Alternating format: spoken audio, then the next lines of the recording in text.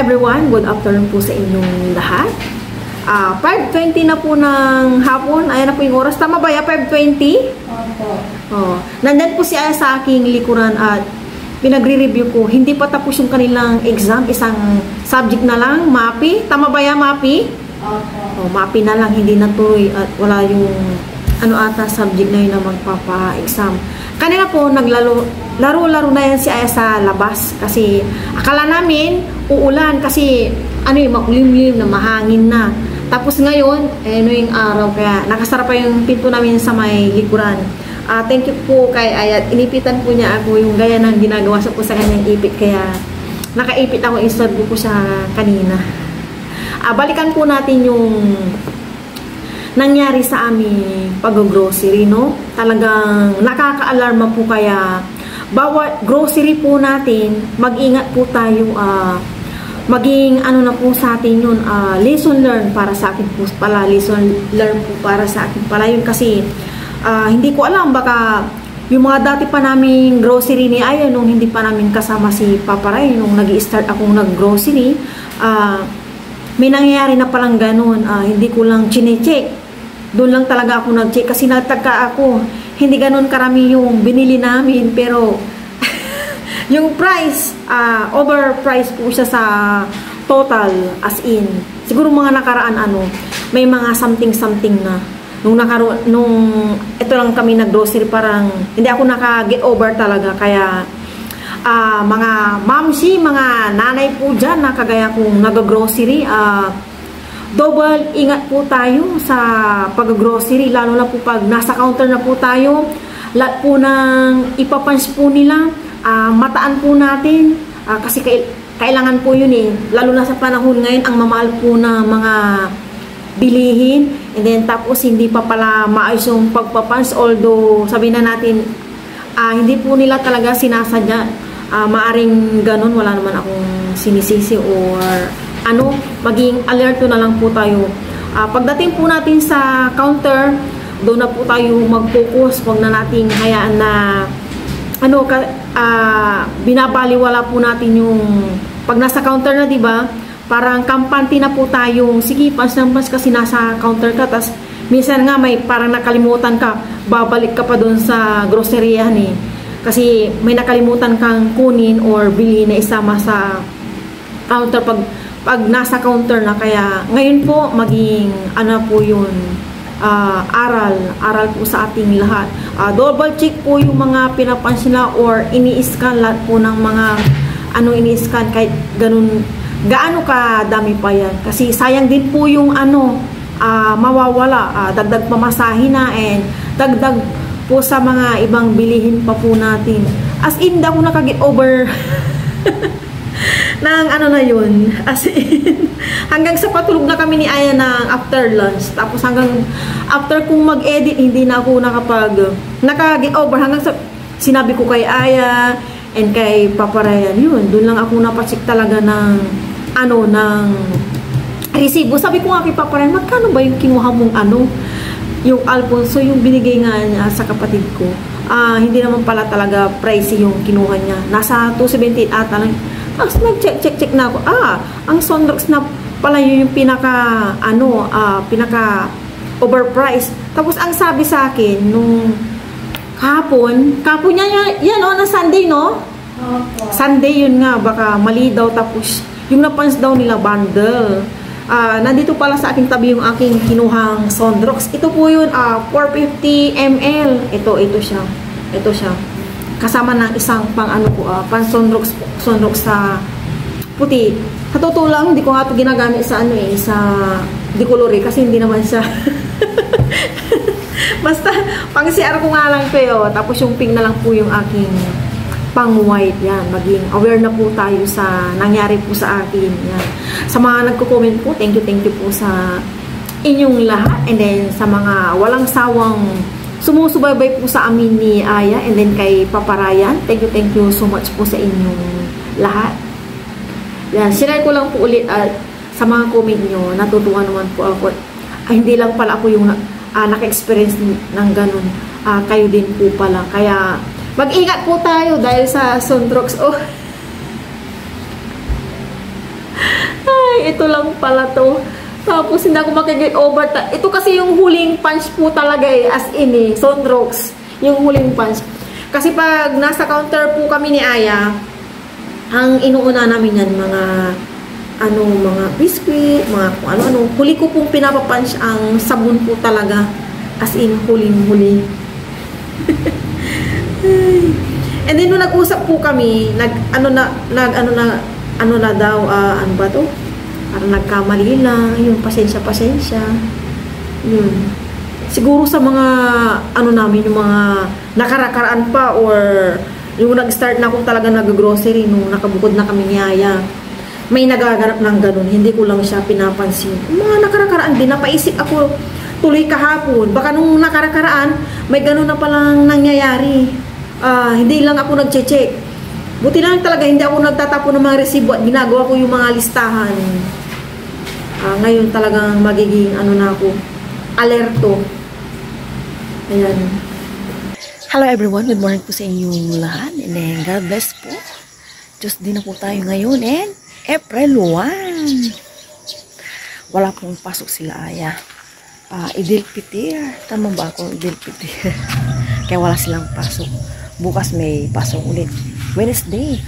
Kagabi po umulan. Napakalakas na ulan. Siguro mga mga 9:30 yung buhos ng napakalakas na ulan. Magkabilaan po yung hangin. Salit-salitan. Dito na side. Tapos ganyan pa north, west, south, and west yung ulan, tapos yung hangin, kaya mga binda-pintana na ay dito lang pala hindi masyadong nasa ito, nahugasan ba. And then sa may nagbaha ng tubig dyan. Dito muna tayo. 5:53 po ng umaga, ang aga kawing nagising kahit walang pasok. Dito muna tayo. May kape naman tayo. Bisitahin ko yung aking mga patolo. Palaki ng palaki. Ang bilis niyang lumaki. Tapos dito rin po, nandito po yung bakas ng ulan. Basang-basa ang mga pananim sa tubig ulan. Ayan basang-basa.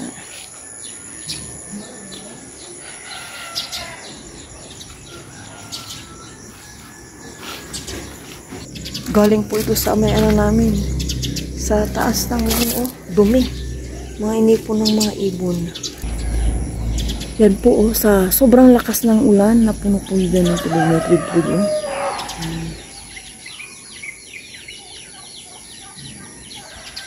Marami pong ibon doon. Alilit nga lang kaya hindi nyo makita.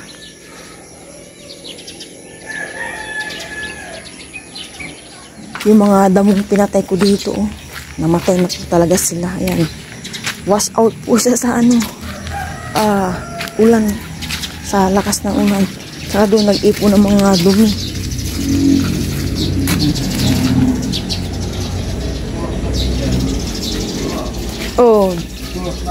Dutag.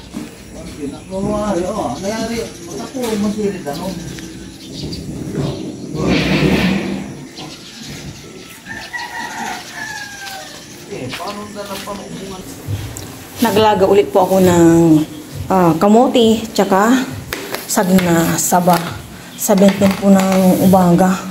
Umuulan po. Si Paparayan busy po nag-i-edit. Then si Aya po tulog pa. Ito na ata yung bagyo. Hindi ako sure kasi hindi po kami nanood ng balita kagabi. Sabi lang ng nanay ko ito yung bagyo ata. Yan, umulan na po siya. Kaya na po kami ng breakfast. 8:30 na po kasi tinapos pa namin yung Paparayan maglaba. Kain po tayong lahat ng breakfast. Bigay po ng nanay ko. Pinahiliyaga ko. Pero bago po ito yung muna ko yun.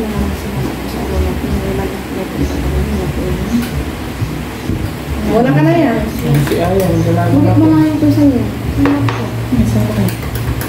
Maraming concept pa kailangan ko kaya binigyan kami ulit.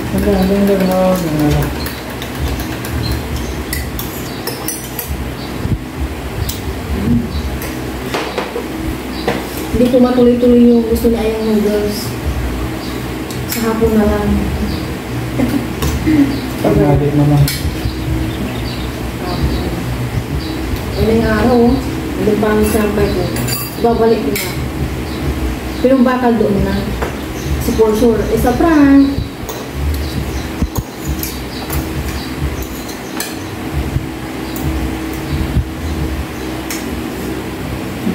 Cheers. Cheers.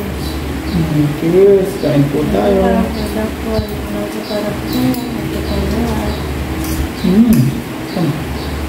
Sayang biyaya.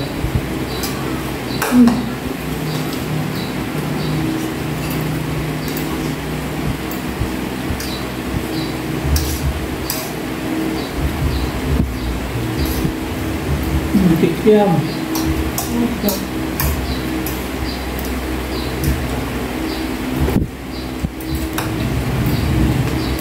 Dan binigyan na ng pansa. Kagabi, pinapakwa pa kami. Sabi ko, buwas na lang isang initan na lang. Hindi umuwi si Arvin, mamaya. Mas pag-ibig sana. Kaya lang, hindi na kasi kay Arvin. Dito pa siya rin. Dito. 24 hours na kayo sa uwi.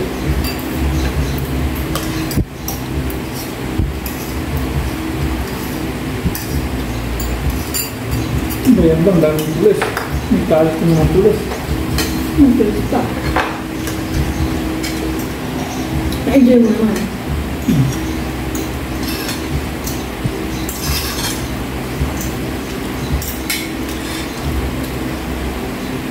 Kaya kamuti, di ba gusto niya natin? Maba po ang tulog ni Aya, kaya hinayaan namin. Dapat mauna na kami paparayan, kaso hinintay ko namin si Aya. Mga anong oras ka na nagising mo? Hindi ko na pinapansin. 9. Opo man, 8:32. Hindi mga 8:20 siguro. 8 no?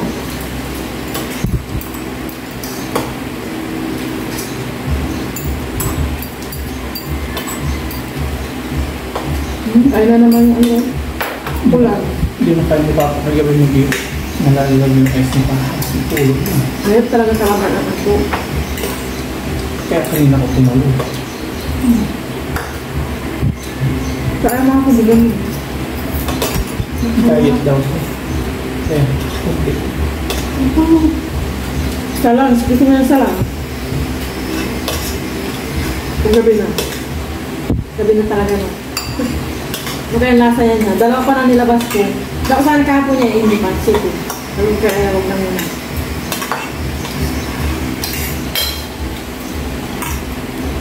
Ayun yan, kamote.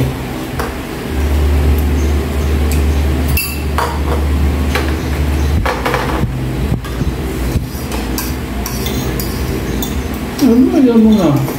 Magagang kita pa. Hindi na namin. Isa mo naman.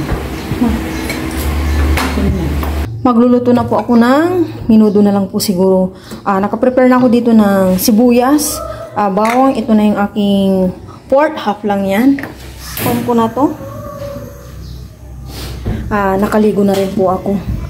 Maglagay na ako ng cooking oil. Okay na yan ganyan. And sauce pa siyempre. Nakapag-saing na rin po ako dito ng brown rice. Mamaya saing naman ako ng white rice. Gisa ko na itong bawang.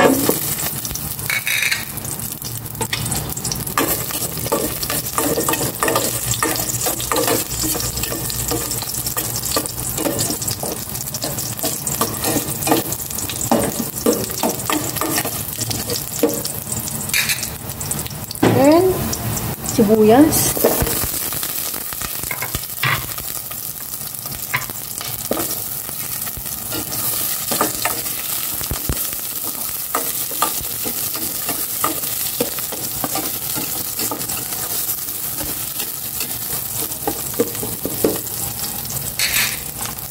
Pork.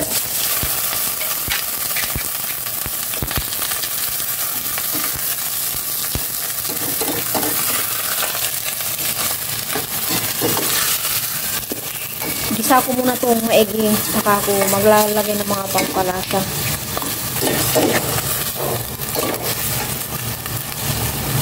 Nagisa ko na itong maigi. Maglalagay na ako ng pampalasa, buong pork cubes, and cracked na paminta.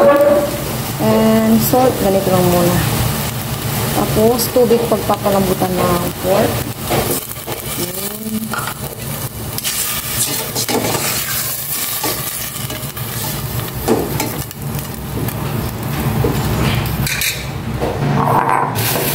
Linisan ko naman itong sibuyas. Bakit ba sibuyas na sa isip ko? Carrots, saka potato.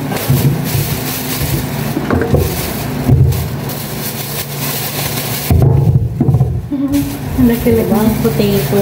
Study ka na na. Nga. Study na.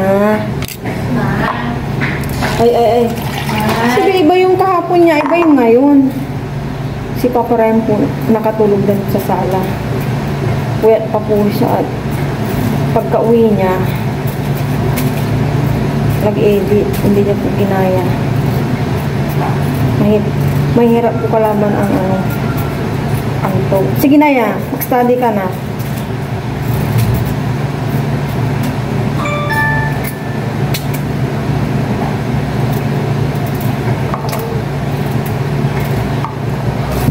Nagsayang na rin po ako ng white rice.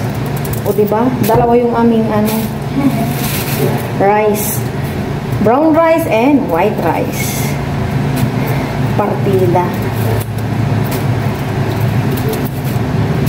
Makulimlim pa ano yung araw pa bugso-bugso. Kanina umaaraw.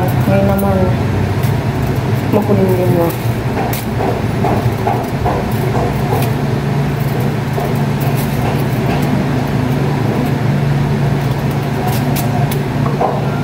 Yeah, sige na.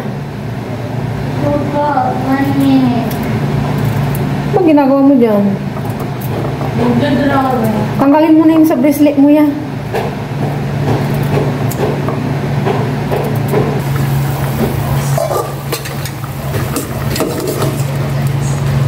Malambot na itong ilalagay ko na itong potato. Maraming potato to and maraming ano din to, carrots.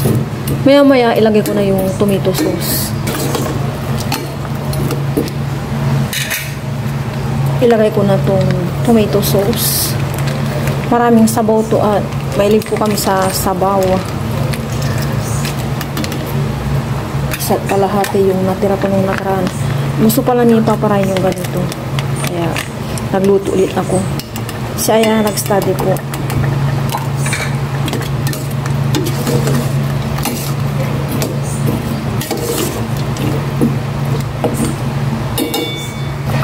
Ilalagay ko na po itong carrots. Hindi ko nang nakalimutan. Andyan po si Aya. At pinapalasahan ko kung okay na po. Ang lasa ya? Medyo matabang. Medyo matabang. Mamaya. Hindi, okay na yan. Ha? Okay na yan. Medyo matabang. Mamaya dadagdag ako kapag naluto na itong carrots naman. Matabang siya. Patingin daw. Medyo lang. Kulang pa ng konting asin. Mamaya dagdag ako. Luto na po ito. Maya gisingin ko na si Papa Ryan. Buti na lang hindi po siya nagigising sa ingay namin ni Aya. Maraming potato and carrots. Yan. Kailan po kami ng lunch. Sabay po kami kumain ng lunch. Pero bago po yung mga color, maraming salamat po sa pangangkian namin ng lunch. Ayun na. Malo dyan ka o sa'yo. Dito kami dito. May leftover pa kami. Nilagang kamote at saka saging.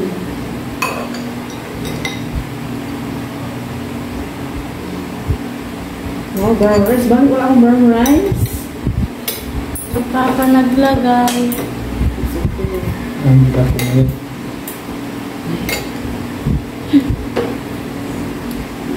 Cheers na tayo. Cheers. Ang nasa kain. Cheers. Thank you, Lord, for the food.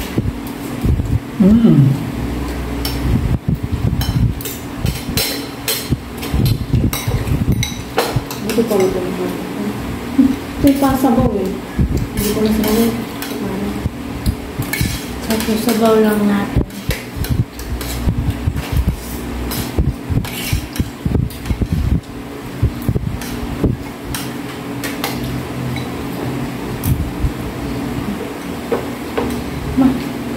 Dito hindi lang yung iba ko parang baliktad. Di ba yung baliktad mahal ko? Ang baliktad yun. Yeah, pero diba?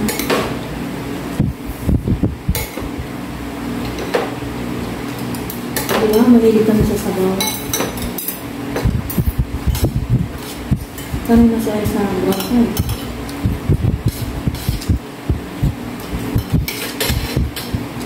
Sabaw pa mo. Tomato. Mahilig ka buhay. Yan, ang dami yun.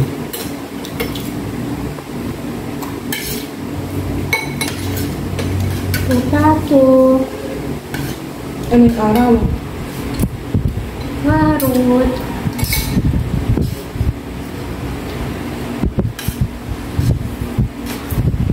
Tamad sa patatas, sobrang lambot.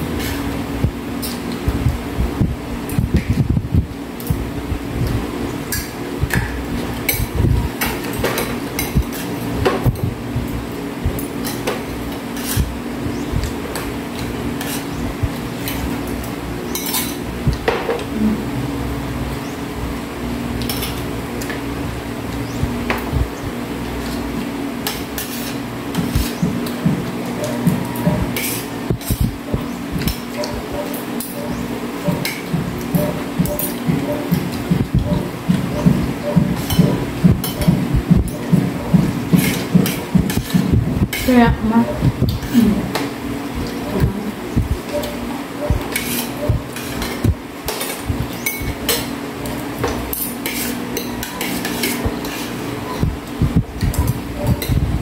Sabaw more. Kaya Wala ka ng pork.